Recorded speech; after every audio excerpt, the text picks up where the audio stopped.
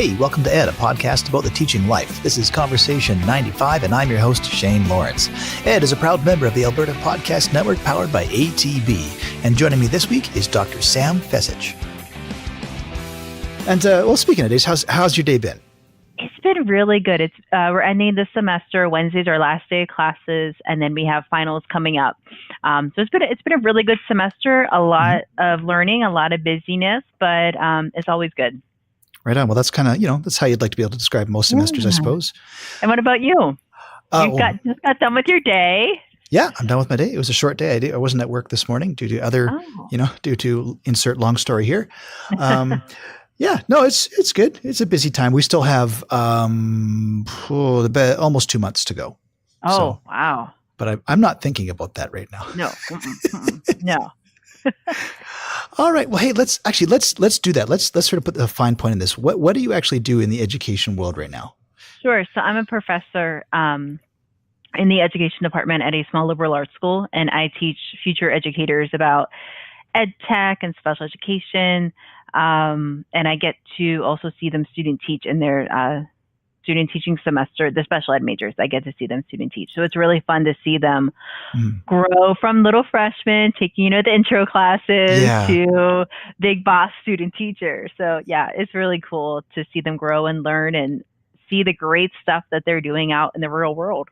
Mm-hmm. Oh, I love student teachers. I mean, there's just that, gosh, I'm going to sound so condescending. I should just shut up before I start talking, but. Are you going to say, I can change the world? Well, they are. The word that often comes up when I'm talking with other people about it is that they're adorable. There's so much energy and enthusiasm. And, I myself have only ever had one student teacher. And, yeah, and it was great experience. I was so lucky because by day 2, we basically worked out all the kinks, and then it was like, okay, you're an awesome teacher now. Off you go. See you later. Yeah.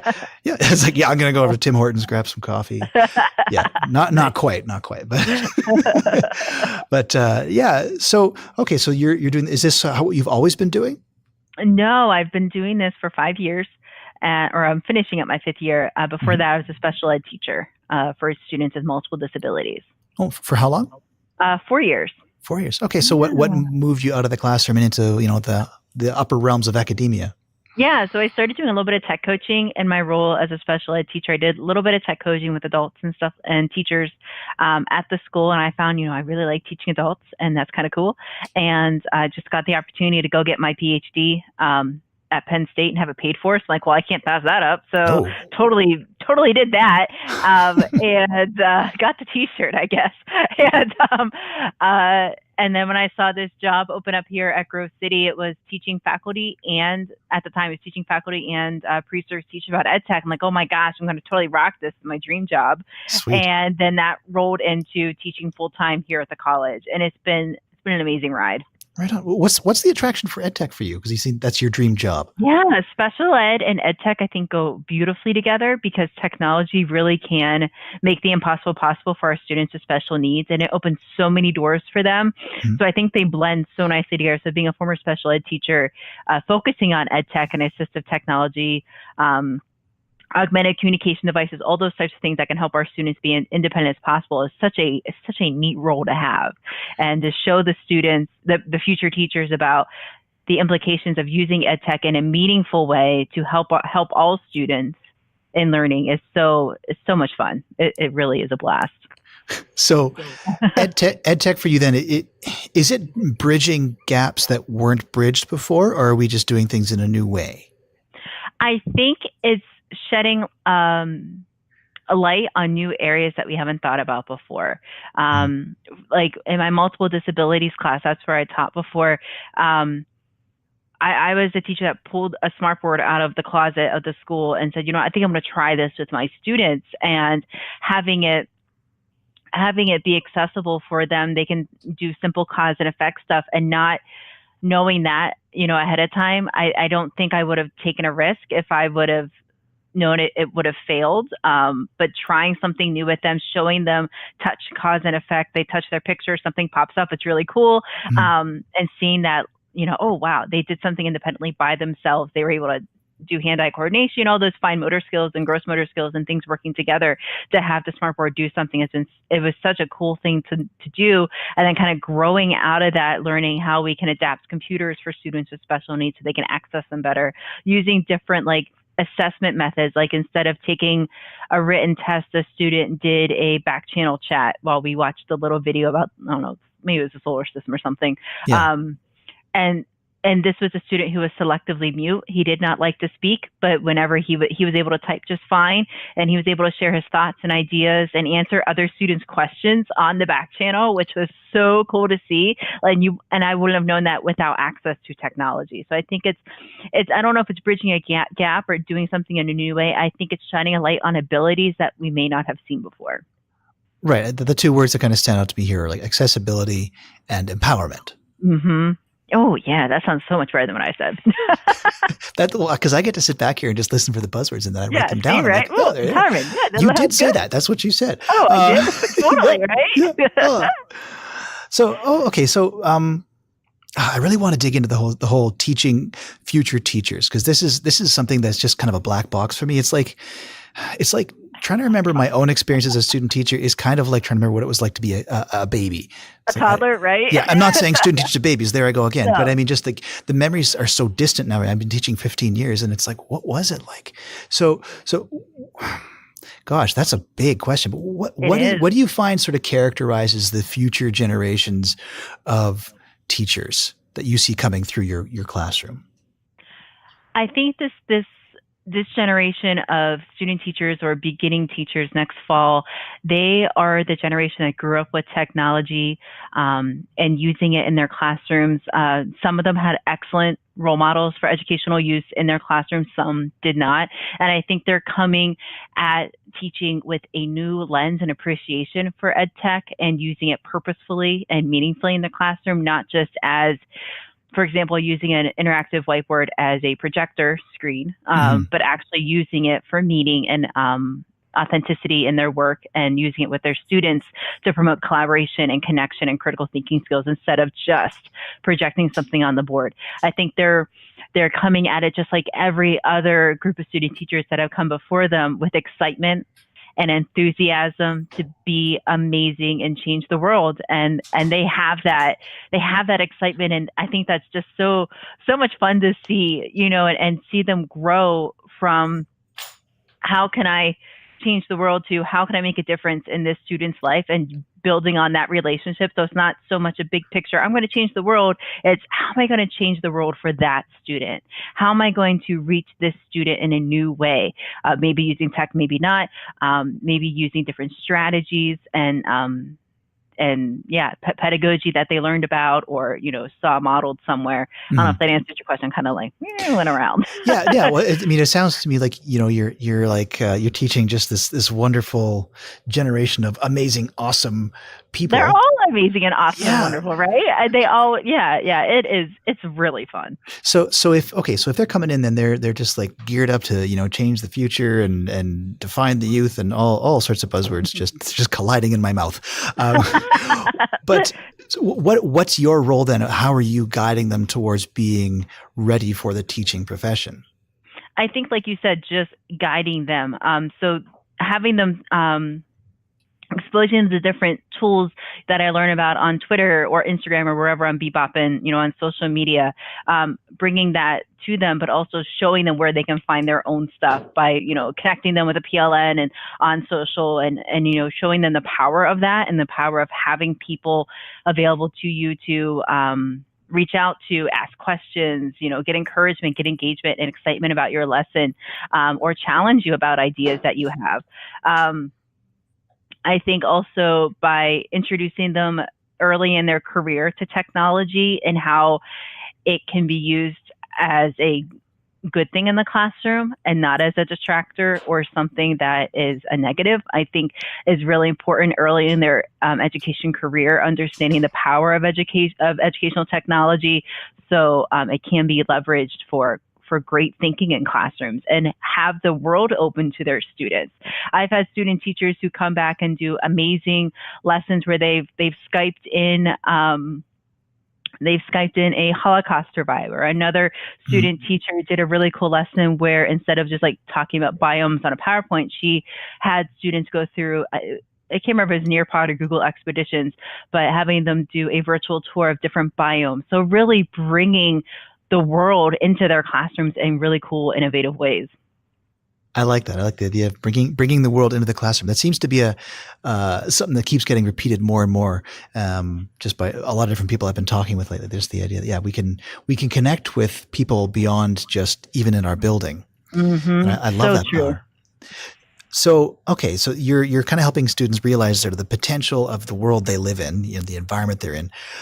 What about the other thing I hear a lot, of course, is that students are showing up to university and they're not ready and they've got no motivation and no problem solving skills and they've had everything handed to them on a plate and millennials and snowflakes and all these kind of things get tossed around. Millennials and snowflakes. Maybe that's the same thing. I don't know. Anyway, I'm just trying to offend everyone today. Right? But so do you see any of that? The millennial snowflake thing?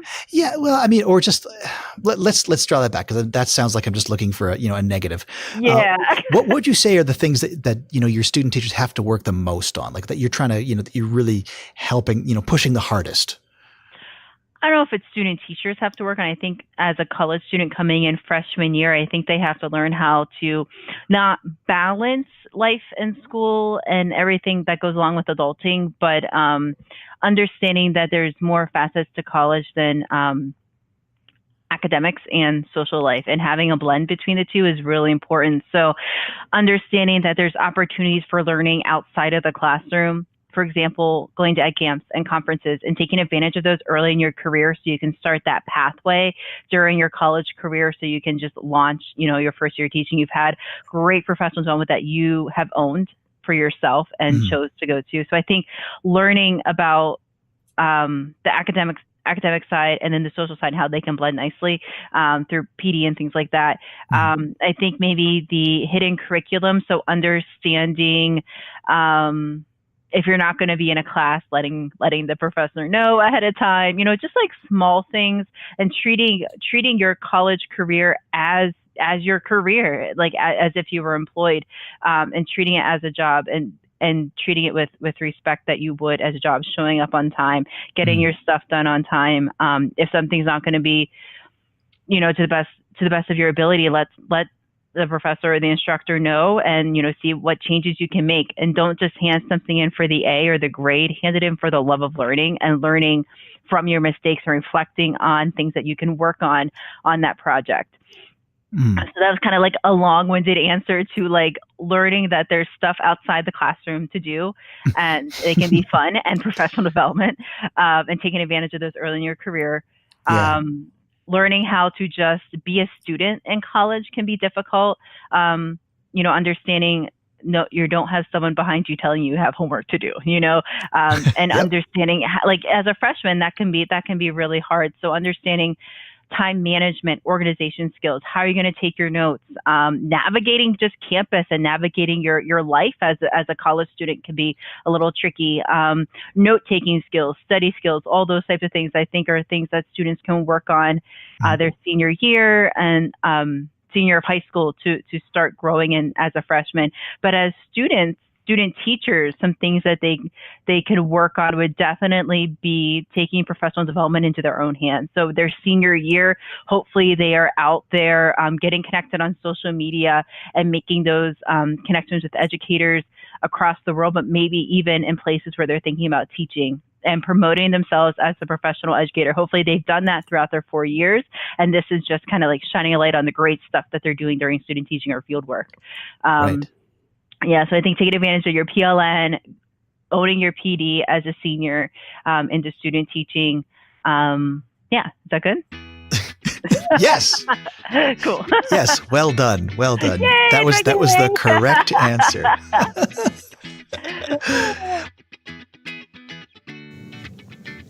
This week's episode of Ed is brought to you by Unit B Co-working. Unit B is a multi-company co-working space focused on helping people pursue their passions and making Edmonton its creative best. You can join a tight-knit group of freelancers, startups, and established organizations all dedicated to getting things done. Besides desks and offices, Unit B offers members access to its podcasting studio and meeting spaces, as well as a kitchen, Wi-Fi, and the usual amenities. It's located in the historic McKinney Building on 104th Street, close to everything downtown, including the Bay LRT station. You can book a tour today at unitb.ca. All right, let's get back to my conversation with Sam.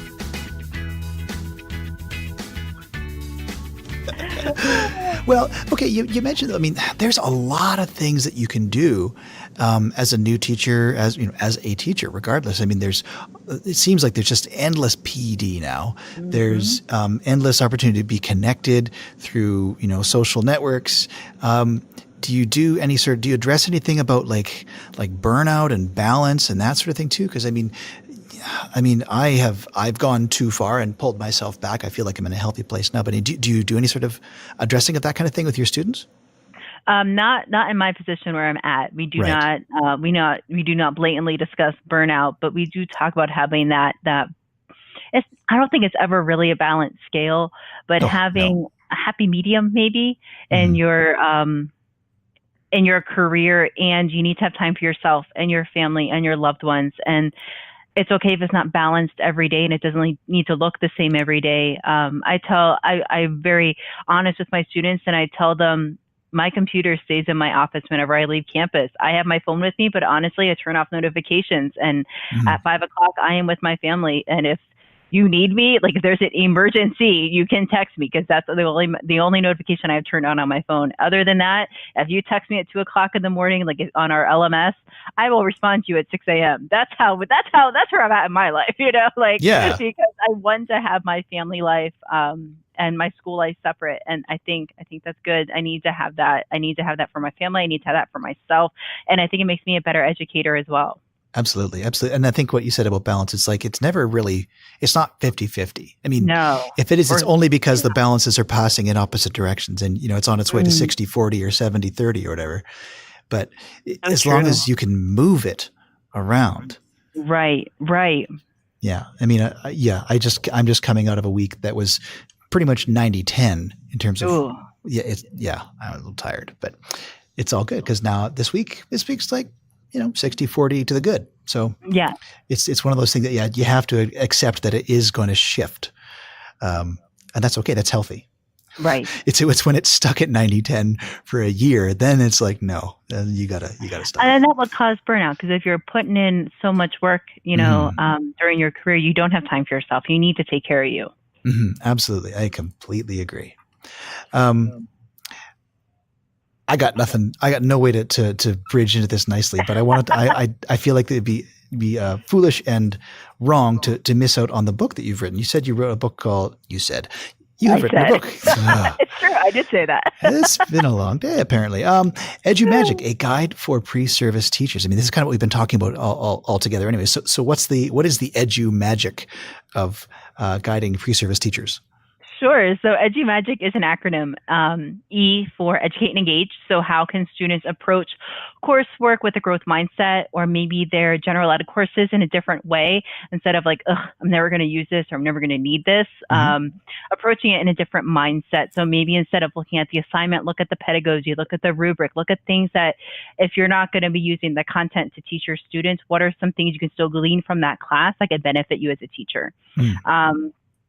D, digital presence. Oh my gosh, pre-service teachers need this like yesterday. If they don't have a digital presence, they really need it in today's world.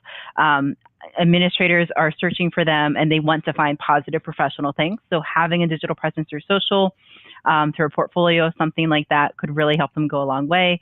U for Unite Your PLN, all about the power of a social network through Instagram, Twitter, things like that, participating in Twitter chats.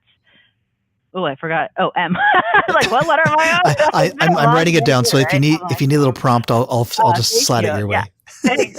M is for megapixels, and that is what my dad. How families have weird phrases sometimes. Well, megapixels is one of our weird phrases, and that means sprinkles. And it can be sprinkles on anything, sprinkles on ice cream or whatever. But it's how do you amp up a lesson to really like knock it out of the park.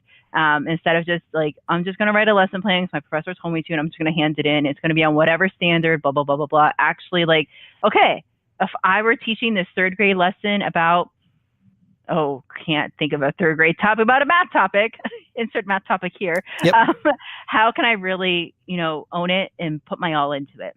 Okay. A is always be, and that's just kind of like always be a good human type chapter where it's like be gracious, be thankful, advocate for yourself and your students, always be ready to be like approached at a conference about your professional career. So always have an elevator pitch ready, those types of things. G is get out. And this is one of my favorite ones because it's like get out of the classroom, like go out and do things related to your educational career, whether that be an ed camp or a workshop or a webinar or ISTE for crying out loud. Just go out and learn something new. Get out of your regularly scheduled programming. So like obviously take all your required classes, but see if you can add in some cool stuff like an independent study or something like that to really, dig into your passion areas when it comes to teaching. And then get out of your comfort zone. So take risks, especially during student teaching, because there's never another experience like that. And you're never going to have another adult in the classroom that can back you up. So take a risk, try something new, and be okay with that. I is inconceivable, and that's all about ed tech in the classroom and how technology can make the impossible possible for students. And it talks about some different ways student teachers and field students have done that. And then C is the co-op gone virtual, which is another one of my favorite chapters because it talks about how, when we have field experiences, co-ops, are usually generated by our distance, how far we can drive and get back in one day, where virtual co-ops, they live online through Twitter and Instagram, and we can connect our students with teachers from around the world doing amazing work in classrooms and classes that they would want to teach one day. So pairing a student up with a teacher who teaches the same grade level and subject area that they are majoring in, and then having them work throughout the semester on, in this example, ed tech tools. And what's really neat about it, all throughout all those little sections are stories about how pre-service teachers have done that in their college career. So it's inspiring and motivating, engaging, and very encouraging for pre-service teachers. So this is a book you use then when you're teaching your kids? No, I did not write it to be required text. I wrote it because I wanted it to be something that I could read if I were a 21-year-old or 18-year-old entering college to be a teacher. What would I want to know? So I frame it just like that. It's written in conversation. Conversation style is not textbooky or anything. It's very relaxed and easy breezy. You can read it with a Mai Tai on the beach if needed, or a cup of coffee at Tim Hortons. No, I like the other one. That sounds better. Yeah. Especially the beach part. That'd be great. Yes. Wow. Okay. So easy breezy. Yeah, I mean, with a title like EduMagic, it doesn't really, it doesn't remind me of any of my university textbooks. That's for sure. The methods of no. Oh, that's fantastic. So, okay. I mean, that's a lot of ideas. Was there a moment for you when you knew that like, oh, this needs to be a book? Like, was this all stuff you were coming out of your own practice, or how did this come to be? I think I was just at the right place at the right time in my career. I'm hearing all these great stories that pre-service teachers are doing. I'm like, someone needs to know about this. Besides the people I follow on Twitter, how can I get their stories out there? They need a light shown on the great work that they're doing and the things that they're learning, whether it be in the classroom or out of the classroom in student teaching and fields. And I was like, okay, let's just do this. Let's write a book and see what happens. And Sarah Thomas from EduMagic was kind enough to pick me up, and it's been an awesome relationship, and it's been a wonderful ride. Awesome. Well, your Conversation 95 and Sarah Thomas is actually Conversation 94. Oh, so, fun. How about that? Yay, good connection. Small world. Small world.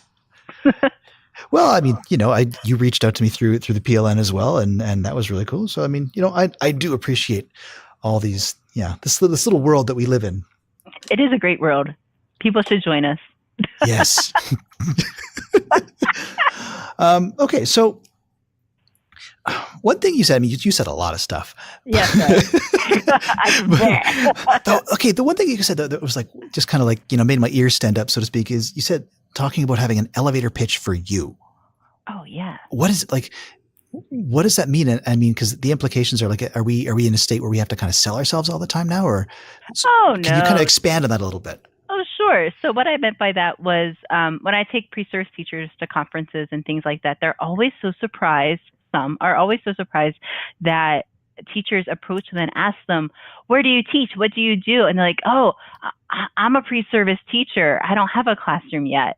And they're always very surprised. So I always tell them, make sure you have something to say beyond your name and your major and where you go to school. Right. So have some meat behind a conversation starter, where obviously you share your name, what you're studying, where you're going to school, maybe why you chose that, what you want to do with it, how you hope to impact students, why you teach maybe. And then have a conversation with somebody and actually listen to what they're saying and respond back, ask questions, those types of things. Be ready to be approached at a conference as if you are a practicing teacher, because you are an educator. You're not just a pre-service teacher, you are an educator, and you need to own it, and you need to start, having that confidence too in yourself. Right. I like that. So it's kind of like just talking about having your students know their why right off the bat. And know that they have a voice in the field as well. Some of them feel that I'm just a pre-service teacher. I don't have 5 years experience. I only have 5 days. And that's okay, because you still have value, you still have ideas, and you still have things that you can share, and people want to learn from you. Right. It's okay to share your dreams as a teacher. Absolutely. I like that. I like that very much. Me too. That's kind of good. I'm going to write that down, right? Okay. So, you've been teaching for a while, and I guess we've kind of gone through your CV, but what's your elevator pitch? Ooh. All right. So put you on the spot. Yeah. I teach pre-service educators about ed tech and special education. I have the honor to watch them grow from freshman to senior year in their student teaching experience, and it's an amazing journey to watch. I teach to impact the lives of students I will never see through the work of our amazing pre-service teachers. And that's my elevator pitch. That's brilliant. That sounds like you're quoting from the Bible there. That was amazing. Right? Good pausing, right? I practiced that a couple of times. I'm not going to say I didn't notice, but that's nice. I like that. Now I'm thinking, I gotta get a business card or something and print out my little thing on the back. I should get one. Yeah, that's a good idea. Yeah. Hey, business cards, they get you jobs. That's how I got this job. Not the podcasting one, but. No, business cards are great. You can do so much with them now, like QR codes and stuff. Yeah. Well, I taught before QR codes existed, but I remember one piece of advice I got from another teacher who she'd been teaching, a family member actually, she'd been teaching for a couple of years, and she said, make a business card because people love those. So I did. And it was like, in retrospect, it was really crappy, but nonetheless, I, put my papers in actually just to be a substitute teacher. And then they were talking about, hey, we need to hire someone to do this job here. And, hey, how about that kid who came by with that business card? That was a nice business card. So there you go. It was amazing. Yeah. They called me, and, here I am 15 years later. That's cool. Business cards. Business cards. Yeah. I have no idea if they're still effective. Probably not. Like you say, digital seems to be the thing right now. Right. So. Well, you can pop a QR code on a business card and then have it linked to a portfolio, have a link to more information. I definitely think they're still relevant. Yeah. So, okay, pre-service teachers, they need to get out of the classroom. They need to take risks. What does that look like in the beginning? Because I know as a new teacher, I was terrified. I was just terrified every time someone walked in the room. Like, they found out I'm faking it. They're going to fire me. Oh, yeah. So, how do you, and obviously I've known other student teachers. I'm just like, where do you get this confidence from? I want that. But so you're dealing obviously with the spectrum, but how do you encourage your students to take risks? What kind of risks should they be taking? So I think they should definitely be taking risks with technology in the classroom, and trying it out in their co-op's classroom, just because their co-op is there and could help them out, hopefully, if needed, with the technology. And if it doesn't work, I think that's a better learning experience than if it did, because then you're learning, what's my plan B? What's my other plan if my technology doesn't work? And where do I go from here with grace and without looking like a crazy person? Oh my gosh, my technology broke. So I remember my first year teaching, when the technology broke, I would just say very calmly to the students, oh, guys, the interactive whiteboard, it has attitude today. It's not working for us. We got to change our plans. I totally blame it on not me that didn't hook it up right, And then as they're starting out on their lesson, and doing something else, I could okay, what did I do wrong here, and then change it for the next time, and then so totally it has attitude today. Yeah. So I definitely think taking risks with technology, and then also pedagogy and different types of teaching methods that you want to try. So we've had several student teachers try out digital breakouts, try out like actual breakout EDUs with their students. And I found to be really successful. And it's a lot of fun to hear the learning behind planning that lesson with the breakout and the digital breakout, because it takes a little bit more time, a little bit more finesse, some practice and things like that, that they may not have done on a lesson for a worksheet that's just using a worksheet. I encourage them to try to go beyond a worksheet if they can, and if their co-op allows them. Maybe hitting the topics or questions on the worksheet, but in a different way. Making it their own through the use of some really neat technology tools that can really amp it up a little bit, so it's not just fill in the blank worksheets. Yeah, that's the megapixels thing. Yeah, the megapixels. Yes, exactly. So definitely trying to take risks with technology and pedagogy in the classroom while they still have their student-teacher placement. Nice. It's a long acronym, but it's all very much of a piece. It seems like it's very unified. Yeah, you can't have one without the other. I think that all flows really nice together. Nice. Yeah, I like that. Well, believe it or not, I think we're running out of time here. I think we're gonna call it a day. No problem. Thank you. Well, Sam, thank you so much for taking some time out of your day to chat with me. Really appreciate it. Thank you so much for having me. It's been an absolute honor, and I can't wait to connect. Thank you so much. All right. You take care. And you too. All right. Bye. Bye. I love books, and I would like to join a book club, but it seems like such a big commitment. Why's that? Reading a whole book in a month, that takes a lot of time. Well, what if it was only one chapter, say, a week? Organizing to meet up with people is a lot of work. Well, what if it was only half an hour, whenever it worked for you? That would be great. The Read Along.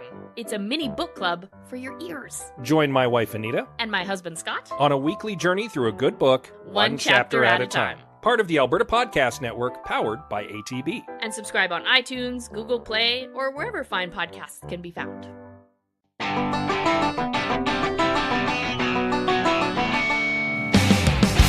And listeners, if you want to get in touch or you'd like to be a guest on this show, you can email me at theedpodcast@gmail.com or hit me up on Twitter at theedpodcast. If you want to listen to more of Ed, you can head over to the website, theedpodcast.podbean.com, or find us on Apple Podcasts, Spotify, or the podcatcher of your choice. Just search up Ed Conversations.